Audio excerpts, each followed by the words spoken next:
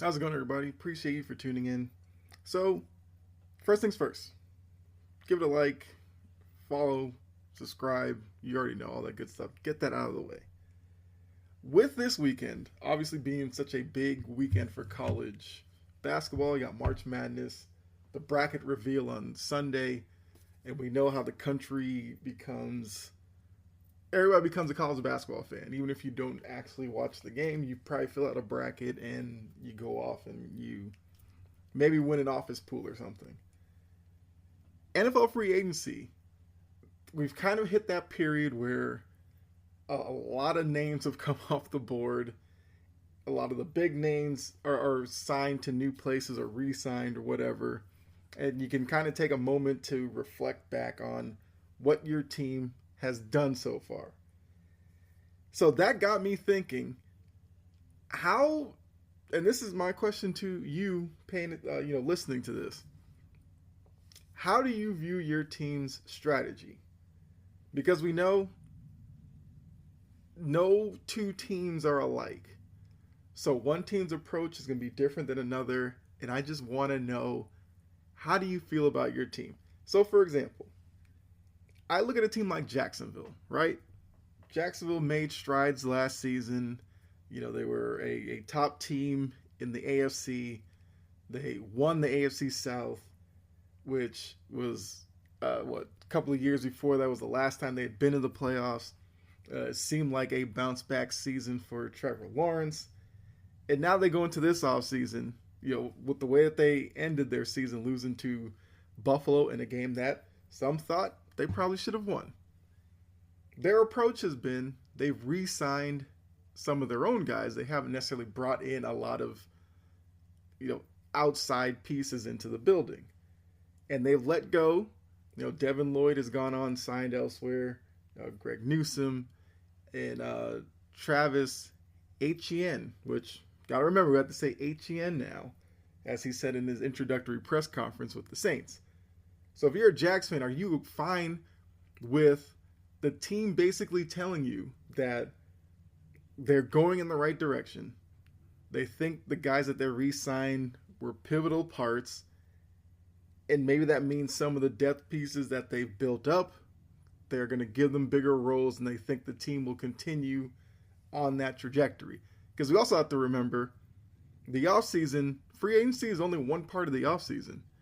We still have the draft to come up. So, the names I said that left, they could replace those through the draft. Sure. And then you have teams like Tennessee, for instance. Tennessee's been very active in free agency. And I'm one of those who, looking at what they've done, I feel like if I can understand why you make certain moves, then I think you're doing a pretty good job. So, Tennessee is a team transitioning to a new coach. They're past the Brian Callahan era. They're past the Mike McCoy interim era. They're now with Robert Saleh, Brian Daboll, those two being pivotal in the next couple of years of where Tennessee decides to go. So, they've taken the approach. Look, they got Mitch Trubisky, a guy who could be a backup to Cam Ward. Obviously not Will Levis or, whoever. Trubisky's been in the league a long time. However you feel about him, he's seen a lot. He can definitely help Cam Ward in game preparation and stuff like that. They get a Wan'Dale Robinson, who I guess becomes your Van Jefferson replacement. And I think Wan'Dale Robinson is probably a more talented wide receiver. They got Bellinger as at tight end. They lose Chigakonkwo, but they bring in Daniel Bellinger. Defensively, they trade Sweat for Jermaine Johnson. They've got John Franklin Myers. So they've basically shown you Robert Saleh, defensive guy. They've put focus in on strengthening his side of the ball, and with Daboll giving him some pieces to work with in a pretty young offensive group when you think about it. Their wide receiver core, pretty much from the past couple of seasons. outside of Calvin Ridley, who they did restructure and will be around next season.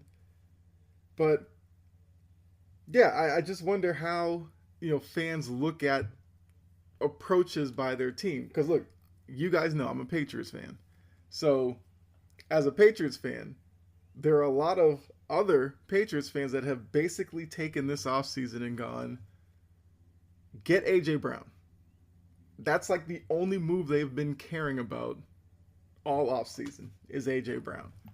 Now, obviously, would I want to see AJ Brown in New England? Sure. But I also have to understand the Eagles are his team right now. So unless the Eagles are ready to trade him, he's not going to get moved. And there's a good chance he doesn't actually get moved all offseason. And my even question to fellow Patriots fans is like, let's say the Patriots had taken the approach that they are all in on AJ Brown. Come to find out, he either gets traded somewhere else or they don't trade him at all and you miss out on, let's say, Romeo Doubs, who they did get. And as a wide receiver, I could see how Romeo Doubs fits into the Josh McDaniels offense. Romeo Doubs is a young wide receiver. I almost forgot he's only like 25 years old. He rocks the Guardian cap, which oddly enough, I feel like will probably make him kind of a fan favorite. I don't know. That's just me. But let's say, like I said, they've been waiting on AJ Brown. Romeo Doubs signed, let's just say in Tennessee or something. Like, how wouldn't that make the offseason look even, I guess differently? Like I said, I like the move. I've liked what they've done. Reggie Gilliam, underrated guy. He's a fullback. Josh McDaniels loves utilizing the fullback. Last season, you were using Jack Westover, who was a tight end converted to fullback, and he was a rookie, so there were struggles there. Gilliam knows the division. He knows this league. He's a guy, lowers his head, boom, and takes out guys and creates running lanes. With a guy that's a home run threat like Travion Henderson, a guy like Ramondre Stevenson as a physical runner, I think that type of signing, I understand at least what New England's doing. They are kind of fortifying certain spots while also looking ahead to the draft. But Patriots fans will look at it, some of them, they have been hearing about cap space and they just want like a big name. And I think some teams fan bases are like that. If you don't get a big name that, I guess the consensus within your fan base is like, that's who we need, then some people just don't like what you do. So for instance, let's take a look at a team like Baltimore. The Ravens have had an offseason where they've lost a lot. Then they had the whole Max Crosby, Trey Hendrickson thing. So I wonder, like, how are you supposed to view their offseason? Like, for me, I think they have lost a lot of big pieces. But then I find it weird that even when they signed Max Crosby, it was like everybody was elevating them to one of the AFC favorites. Like, it's the same team that didn't make the playoffs last season, couldn't win their division last season, and it was like that one move all of a sudden fixes everything. So, Ravens fans, you gotta let me know. Like, how do you feel about the direction of this offseason? Like, I think they are putting a lot of stock in their ability to draft with the way they've approached the offseason, which, once again, that is a way to go about it. Because you can't be successful in this league without drafting well. As a Patriots fan, once again, the last few years with Bill Belichick definitely caught up to him when you saw how many guys were drafted by him that just weren't on the team. You can't live through free agency. So it's been an interesting offseason. Some of the deals, even though it's like, that's also another thing, us as fans, we love, looking at the contracts these guys are signing and looking at whether it's too much or too little. We're talking about billionaires out here spending money. It's kind of hard for us to really kind of realize that and then go, oh, that guy's overpaid or whatever. So, like I said, it's been an interesting free agency, and it's not even over yet because there are some names that are still out there, like um, Jawan Jennings is out there, and he's a guy, veteran wide receiver, that I feel like if you have a team with a young wide receiver group, Jawan Jennings could be a guy that goes in there and could work really well. I don't know, maybe like a Tennessee who I just talked about. And we may see some other trades outside of everybody looking at AJ Brown. Some other team will pop up with something and, will probably catch us off guard. But yeah, it's just that, like I said, we're kind of in a bit of a lull with free agency right now. And because like the last big thing, I guess, is like Rasheed Walker going to the Panthers, which I feel like the Panthers are having an interesting offseason as well. And I guess that's another thing. Like, the Panthers are a team that made huge steps last season. Like, were they a great team? No. But they made the playoffs. And for a team in Carolina, I don't care if you were, what were they, 8-9, 7-10 or something? They made the playoffs. They made strides. And looking at their offseason, they go out, get Jalen Phillips. Maybe they spent too much on him, but hey, he's a guy that they're looking at to kind of solidify their defensive end spot. They got Devin Lloyd from Jacksonville, a guy who, he just makes tackles at the linebacking position. Rasheed Walker, I just mentioned, as a tackle to protect Bryce Young, who had a great year last year and needs to build upon it. They bring in John Mechie. I don't know what to think of that move yet, but Mechie didn't necessarily, shine in New York, but we know New York's quarterback situation is different than Carolina's. So Mechie now with Ted McMillan, Mechie might start realizing the potential that we saw when he was at Alabama now. So I can't be mad at them for taking a shot with him. And like Isaiah Simmons, like they did lose Rico Dowdle, who was a really productive running back for them. But we also know running backs you can find through the draft. They still have Chuba Hubbard, so I like what Carolina's doing. So before I get out of here, just really quickly, looking at this point in free agency, teams that I feel like are doing a good job in my eyes, and you can let me know if you agree or not. I mentioned them a couple of times already. Tennessee, I like what they're doing this offseason. A team in Washington, the Commanders, I like that they brought Rashad White in. They got Kayvon Chason from the Patriots. They brought him in as a pass rusher. Dafe Owe from the Chargers, they brought him in. Leo Chenal. So it seems like it's looking like a Dan Quinn type of offseason. And they were a team 2 years ago. Everybody was loving their future. Last season they dealt with the Jaden Daniels injuries, and the season just ran off the rails. But I don't think they have to like overly panic about that. They should feel like they are going in the right direction with Jaden Daniels. So I like their offseason. I do like what Carolina's doing. And the Texans are a team kind of like Tennessee that have made a lot of moves, and I kind of like some of the moves they made. I like David Montgomery going in there. They had Nick Chubb, they had Joe Mixon. Mixon they moved off of because Mixon was hurt, but I think David Montgomery goes in there and he becomes the best running back in the room. Reed Blankenship, the safety from the Eagles, solid pickup. And look, the Texans secondary is already one of their strong suits, so Reed Blankenship should add to that. They re-signed Kaimi Fairbairn. I think he got like the richest contract in history for a kicker. He's also, I guess, seen as one of the better ones in the league. I'm not going to hate them for doing that.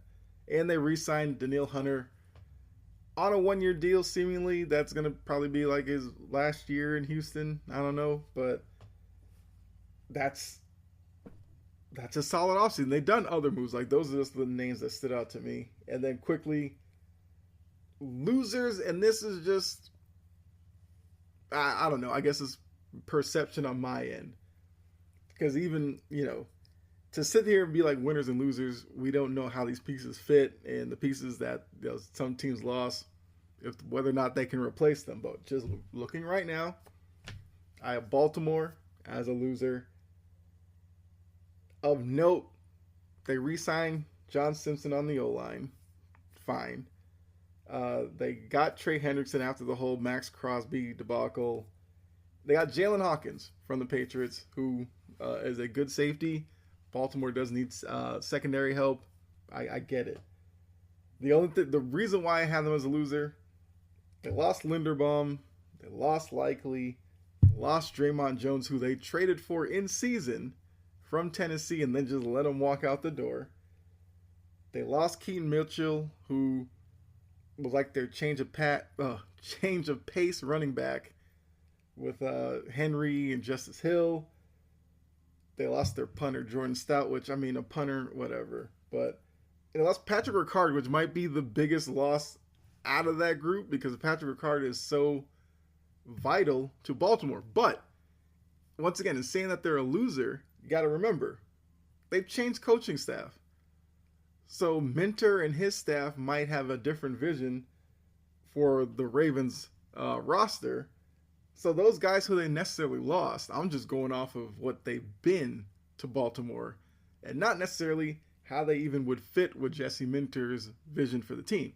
So if you're a Ravens fan and you're listening to this and you hear me say your team's a loser, I'm not saying like your team can't win next season. I'm just saying their offseason just seems a little unbalanced right now. And then Jacksonville. Like I said, they've lost some pieces, just re-signed some guys, and I think they could do more. Because even looking at last season, I do think there were some flaws in the team, which there are flaws with every team.